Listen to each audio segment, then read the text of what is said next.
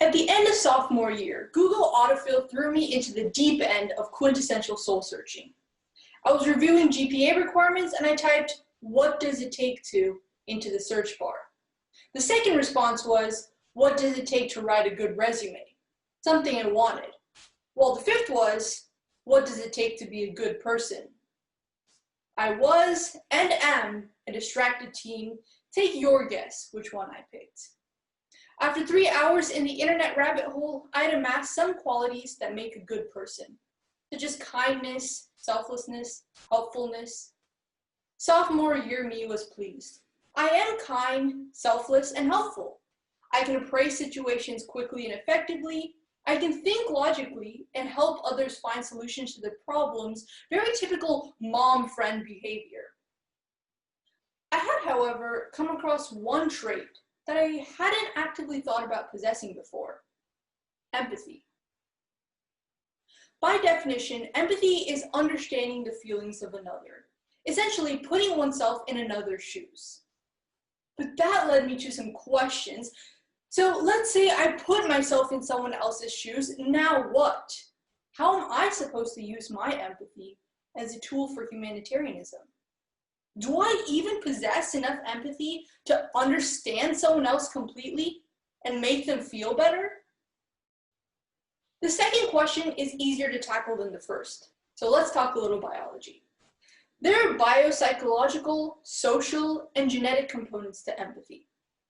Theories of mirror neurons in the prefrontal cortex of our brains have been developed since the 1980s. They were first found in rats and have later been shown to be present in primates and humans. Essentially, these tiny cells are responsible for our perception of another creature's emotions.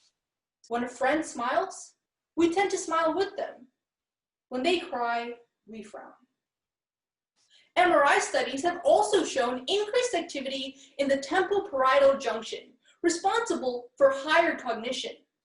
Our brains are constantly analyzing the facial features, body language, and minute gestures of another person to try and gauge their thoughts and feelings.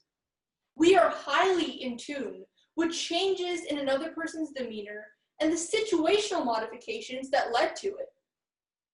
We actually continually surprise ourselves with our subconscious understanding of what it might have been otherwise imperceptible to our conscious.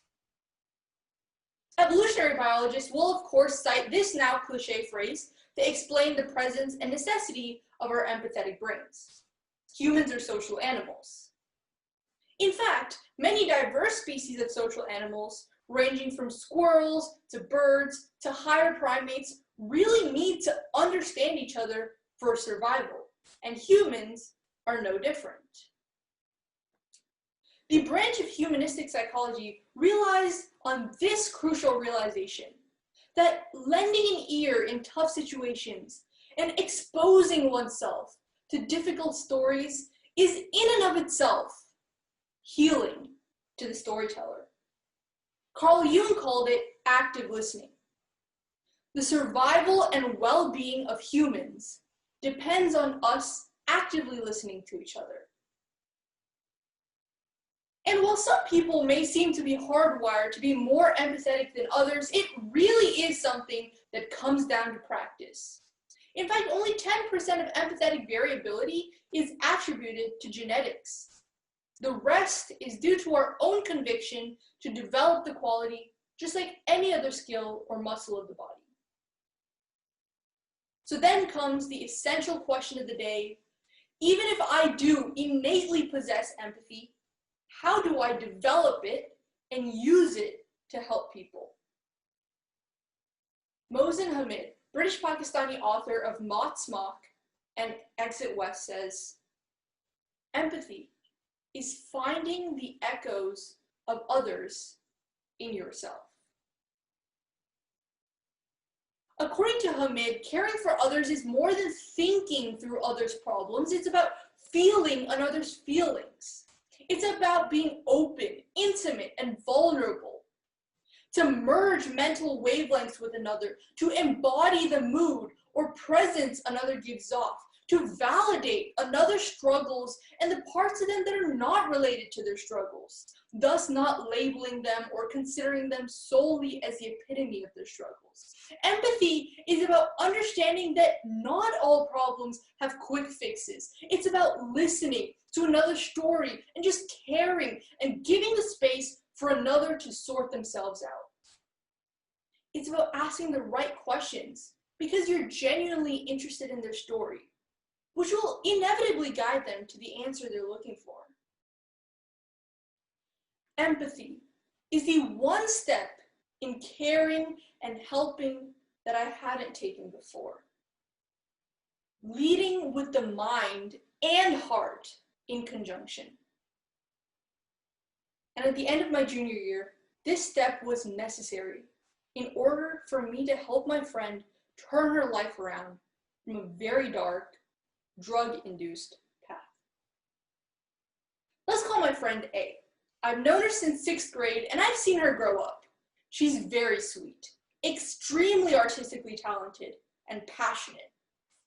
Unfortunately, it's now junior year with all of the AP classes and college preparation sessions, and A is not coping well with the pressure from her teachers, her religious group, her family, all berating her about missed assignments and irreverent behavior and lack of a career goal. Nobody was really listening to her desires and pleas for help. So to deal, A made some bad choices. She began hanging out with the so-called druggies at the corner of the school and engaged in risky behaviors. She added to the statistics about secondary drug use, marijuana, and vape, to be specific, on school campuses. Everyone who cared about her was telling her to sort her life out, and a thoughtful solution from anyone would be to help her catch up with late work, to scold her, to stop making bad decisions, to organize her thought process. But this is the same girl who dropped everything when my backpack exploded in the hallways one day and helped me arrange my homework into their designated folders. This is the same girl who pays more attention to meticulous details and color and texture on a canvas than the average person can even see. She didn't have an organization problem or a prioritization problem. Her problem was being misunderstood and unheard. I saw this, and I wanted to help in any way I could.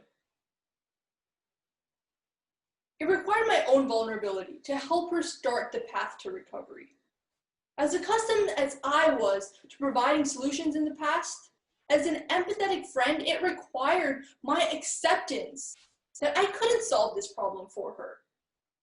And most importantly, it took some of my own tears and more physical affection than I would ever be comfortable with in any other situation to demonstrate that I validated her struggles, that she wasn't stupid or inept for succumbing to drug use, and that should she begin the struggle to get better, I would support her. All it took was, I hear you. I'm here for you in whatever capacity you need me to be.